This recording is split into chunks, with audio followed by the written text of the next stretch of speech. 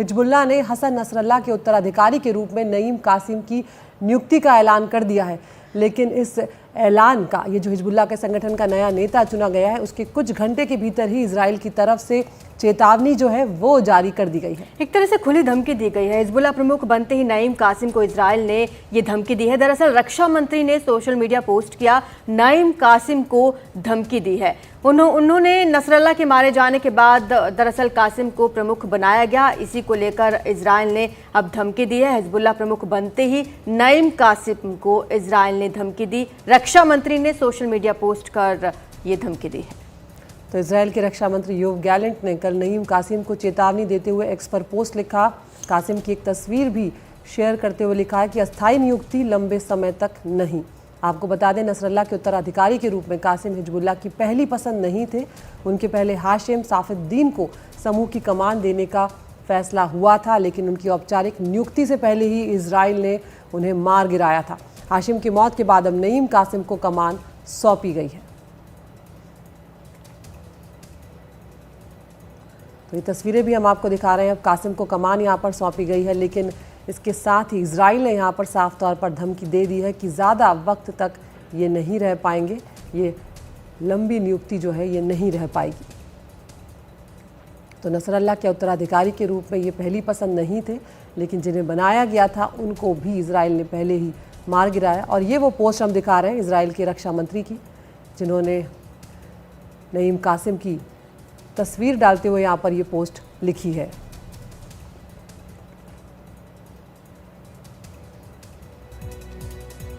और चलिए अब आपको ये बताते हैं कि हिजबुल्लाह का नया चुना गया नेता नईम कासिम आखिर है कौन।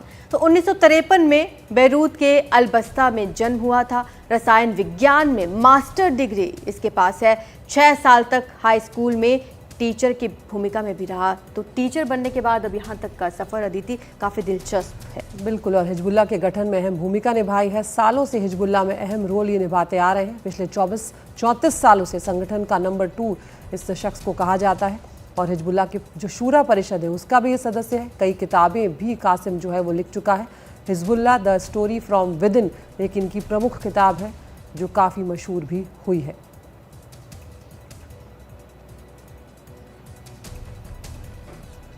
तो यहाँ पर इजराइल और हमास की जब से लड़ाई हुई है तब से हिजबुल्लाह के कई नेता जो हैं वो मार गिराए हैं इजराइल ने। कौन कौन से वो नेता हैं, कुछ प्रमुख नेताओं के नाम भी हम आपको यहाँ पर बताते चल रहे हैं। फुआद शुकर है जो हिजबुल्लाह का संस्थापक सदस्य रहा है। हसन नसरल्लाह हिजबुल्लाह प्रमुख जो है, हिजबुल्लाह चीफ, उसकी भी यहाँ पर हत्या कर दी गई। अली कराकी, हाँ, अली कराकी भी हिजबुल्लाह का शीर्ष कमांडर था जिसे मार गिराया गया। और इसके बाद नबील कौक जिसे मारा गया, हिजबुल्लाह की केंद्रीय परिषद के उप प्रमुख था। ये हिजबुल्लाह की केंद्रीय परिषद के उप प्रमुख को भी मार गिराया गया था। उसके बाद मोहम्मद सरूर का नाम है, हिजबुल्लाह की ड्रोन इकाई का ये प्रमुख था। तो जो भी प्रमुख थे अलग अलग इकाइयों के अदिति, उन्हें लगातार टारगेट किया जाता रहा। और एक और नाम हम दिखा रहे हैं इब्राहिम कुबैसी का, हिजबुल्लाह की मिसाइल इकाई का ये प्रमुख था। इसके अलावा इब्राहिम अकील जो कि हिजबुल्लाह के ऑपरेशन का कमांडर होता था, और मोहम्मद नासिर जो वरिष्ठ कमांडर हिजबुल्लाह का रह चुका है। तो इतने नेता जो हैं हिजबुल्लाह के ये जो अब तक मार गिराए गए हैं।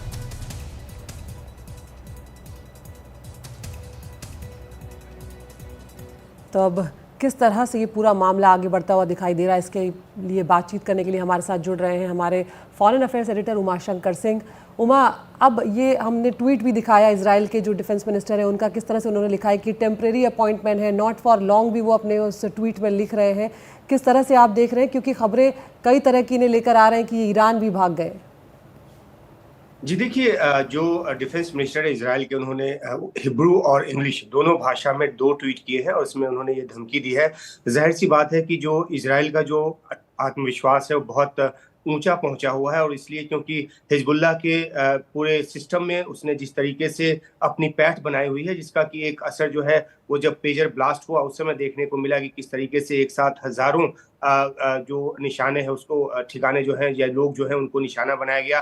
तो ये माना जाता है कि हिजबुल्लाह की पूरी जो कमांड सिस्टम है उसमें उसको लेकर जो खुफिया जानकारी है वो इजराइल के पास है। और ये एक बड़ी वजह है कि इस तरह से आत्मविश्वास भरे ट्वीट जो है वो किया जा रहा है इजराइल के डिफेंस मिनिस्टर की तरफ से कि वो जब चाहें जहां चाहें जिस भी हिजबुल्लाह के कमांडर को मार सकते हैं। और पीछे हमने ऐसा देखा भी है कि हिजबुल्लाह का कमांडर जो आपने अभी हमने अपने दर्शकों को दिखाया कि किस तरीके से अलग अलग कमांडरों को इजराइल जो है उसने मारा है। और इजराइल की पूरी कोशिश ये है कि जो हिजबुल्लाह है वो स्टेबल ना हो पाए, एक नेतृत्वविहीन संस्था के तौर पे उसे अभी देखा जाने लगा है, खासतौर पे जब से नसरुल्लाह मारा गया और उसके बाद जो है शाफिद्दीन जिसका कि नाम पहले आया वो भी एक ऑपरेशन में मारा गया और अब काशिम का नाम आया है और उसको लेकर भी ये चेतावनी आई है। दूसरी तरफ जो इजराइल के डिफेंस मिनिस्टर हैं उन्होंने कल ही एक बयान भी दिया है और कहा है कि हिजबुल्लाह की जो कैपेसिटी है वो 20% ही रह गई है। जिस तरीके से पहले वो रॉकेट के हमले करता था, बौछार करता था, अब वो कर पाने की हालत में नहीं है।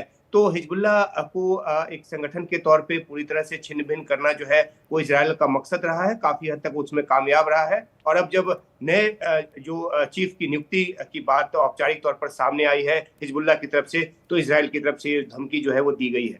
उमा, ये नए चीफ की नियुक्ति कौन करता है? कोई खास प्रक्रिया है जिसका पालन किया जाता है?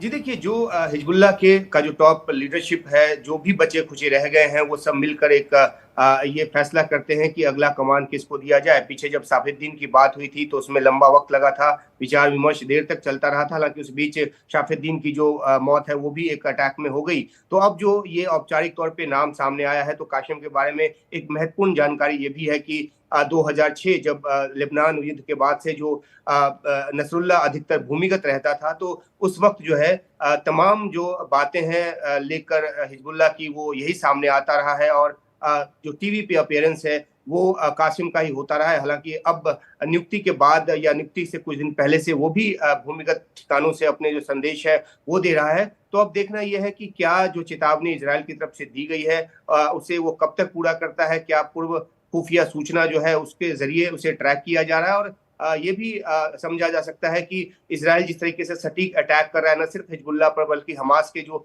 लीडरशिप है उसको भी उसने खत्म किया। हाल ही में याह्या सिनवार को गाजा में मार गिराया और उसके पहले जो है जो हमास का प्रमुख था उसको तेहरान में हमला करके मार गिराया। तो खुफिया सूचना जो है वो इजराइल के पास लगातार आती रही है और इसके आधार पे वो हमले करता रहा है। तो अब अल काशिम जो है वो जो काशिम है वो कब तक इजराइल के हमलों से बचा रहता है ये देखने की बात होगी। और सीधे तौर पे चेतावनी देना इजराइल की तरफ से इस बात की निशानी है कि वो आत्मविश्वास से भरा हुआ है, उसके पास इस तरह की सूचना है और वो कभी भी हमले करके इस तरह की लीडरशिप को खत्म कर सकता है।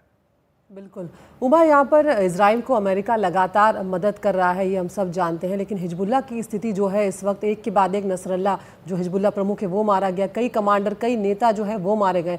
अब पहले जैसी स्थिति तो हिजबुल्लाह की बिल्कुल भी नहीं रही है, तो ऐसे में बहुत लंबे वक्त तक की लड़ाई खींचना क्या उसके लिए संभव हो पाएगा?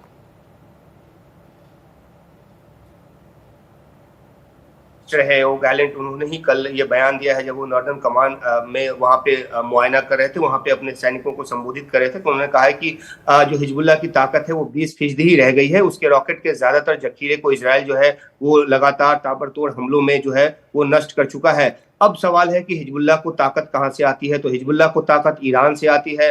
ईरान पर भी हाल ही में इजराइल की तरफ से हमला किया गया था। हालांकि उसको कितना नुकसान पहुंचा, जो ईरान है वो कह रहा है उसको ज्यादा नुकसान नहीं पहुंचा, लेकिन तमाम तरह के जो सबूत हैं बताते हैं कि ईरान को काफी नुकसान पहुंचा है। तो क्या ईरान अब भी हिजबुल्लाह को मदद कर पाने की हालत में उसी तरह से है जैसे पहले रहता था? और क्या हिजबुल्लाह का जो कमांड सिस्टम है क्या अभी भी उस तरह से दुरुस्त है, जो कि नहीं है? तो ऐसे में हिजबुल्लाह ज्यादा बड़े अटैक नहीं कर पाएगा, ये खुद इजराइल का मानना है। और इस बीच ये भी जानकारी आ रही है कि एक पॉलिटिकल सॉल्यूशन की तरफ बढ़ने की दिशा में जो इजराइल है वो कदम बढ़ाने की सोच रहा है। उस बाबत इजराइल के जो प्रधानमंत्री हैं बेंजामिन नेतन्याहू, उन्होंने अपने कई मंत्रियों के साथ मंत्रणा करने की बात भी की है कि क्या एक पॉलिटिकल सॉल्यूशन की तरफ बढ़ा जा सकता है। इजराइल के लिए भी एक बड़ी सच्चाई है कि वो कई मोर्चों की लड़ाई लंबे समय तक नहीं लड़ सकता। बेशक अमेरिका जैसा जो एलाई है उसको लगातार हथियार और दूसरी मदद जो है वो दे रहा है। तो इजराइल के लिए भी एक पॉइंट ऐसा आएगा जब वो लंबी लड़ाई लड़ पाने की हालत में नहीं होगा। और हमास के खिलाफ उसके जो हमले हैं नॉर्दर्न इजराइल में जारी हैं। कल भी एक अटैक किया गया जिसमें 62 लोगों के मारे जाने की जो जानकारी हो आई। तो कई फ्रंट पे लड़ रहे इजराइल के लिए भी जरूरी है कि वो किसी न किसी फ्रंट को पे जो लड़ाई है उसको कम करे, और इसी दिशा में इजराइल बढ़ने की कोशिश कर रहा है। जब ये जानकारी आती है कि वो एक पॉलिटिकल सॉल्यूशन के लिए लेबनान के साथ जो है वो एक बातचीत की दिशा में अभी सोच रहा है, और कोई औपचारिक फैसला नहीं लिया गया है। दूसरी तरफ हिजबुल्लाह की ताकत भी जो है कम से कमतर होती गई है, ये भी एक बड़ी सच्चाई है। बिल्कुल, शुक्रिया आपका उमा इस तमाम जानकारी के लिए। अब अदिति, देखने वाली बात होगी कि ये लोकेशन कौन सी चुनते हैं रहने के लिए, क्योंकि अक्सर जो कमांडर मारे गए हैं वो आम लोगों को ढाल बनाकर वहाँ रह रहे हैं। बिल्कुल, और इनके अभी अलग अलग जो खबरें आ रही हैं उसके मुताबिक जो नईम करीम जो हैं ये यहाँ पर छुपे हुए भी कहीं पर हैं इस वक्त, ये भी खबरें इस तरह की यहाँ पर आ रही हैं।